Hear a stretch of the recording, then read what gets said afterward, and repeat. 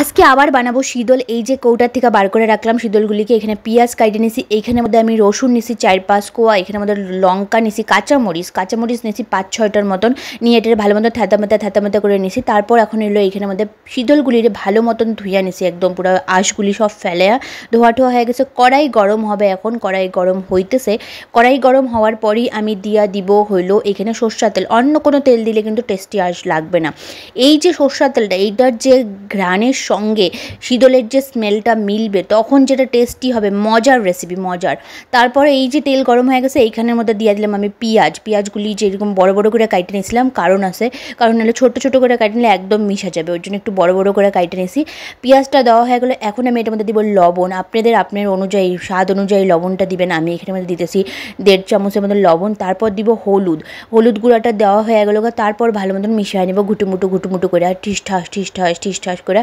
এই তো লবণ হলুদ মিশানো হয়ে গেছে। এইটার মধ্যে কিন্তু কোনো জিরা গুঁড়া বা অন্য কোনো রকমের গুঁড়া মশলা ব্যবহার করা যাবে, কোনো মশলাই ব্যবহার হবে না, শুধুমাত্র এইটুক দিয়েই রান্নাটা হবে। তারপর দিয়ে দিব এখানের মধ্যে রসুন আর হইলো কাঁচা লঙ্কা থ্যাতাথ্যাতিটা, ওইটা দেওয়া হয়ে গেলো, একদম ভালো করে দিয়ে দিতেছি এটার মধ্যে। এরপরে যেটা করব আমি সেটা হলো এখানের মধ্যে দেখাই দিছি আপনাদেরকে। এই যে আমি অ্যামাজন থেকে শীতলটা অর্ডার করছিলাম, এটার মধ্যে ইনগ্রিডিয়েন্টসগুলি মানে উপকরণগুলি সব কিছু এখানে লেখা আছে, কী কী দিতে লাগবে, ইভেন রেসিপিটাও বলা আছে যে কীভাবে রান্না করতে লাগবে আপনাকে। তো এটার মধ্যে যে যা লেখা ছিল সব কিছু আমি ফলো করে দিতেছি। এই যে পেঁয়াজটা ভাজা হয়ে গেছে রসুন দিয়া, এখন এই যে এই পেঁয়াজের যে ছিলকা, রসুনের ছিলকা, এগুলো কিন্তু গাছে দিলে খুব উপকারী। আমি গাছের মধ্যে দিই, আমার যা গার্ডেনে গাছ আছে। তারপর এখানের মধ্যে পেঁয়াজ ভাজাটার মধ্যে আমি অ্যাড করে দিলাম হলো ওই শীতল মাছটা যেটা ধুয়ে রাখছিলাম, ওইটাকে দিয়া ভালো মতন একদম একটু নাড়াচাড়া দিয়া। এইদিকে আশেপাশের 2টা তেলেগুর বাড়ির মধ্যে তো অবশ্যই গল্প শুরু হয়ে গেছে যে কিসের পচা গন্ধ বাড়িছে। এই দেখো অল্প ঢাকা দিয়ে রাখা দিয়েছিলাম, রাখার পর এই যে শীতলটা এরকম হয়ে গেছে, মানে মাছটা ভালো মতন একদম পুরো গইলা যাবে, ঠিক আছে। ওইটা ভাবেই অটোমেটিক্যালি ওইটা গইলা যাবে গা। এই যে কাচিমুচি কইরা যে দিতে লাগবে, এইটাই হলো সব থেকে টেস্ট। এই কাচিমুচিটা দিয়েই ভাত পুরা মাইখা এক থাল ভাত খাওয়া যাবে, যা টেস্টি খাইতে। এইটারে ভালো মতন একটু নাড়াচাড়া করতে লাগবে।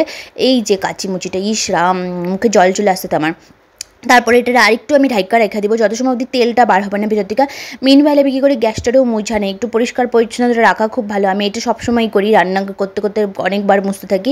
এই দেখো তারপর এখানের মধ্যে তেলগুলি কিন্তু বার হওয়া শুরু হয়ে গেছে গা।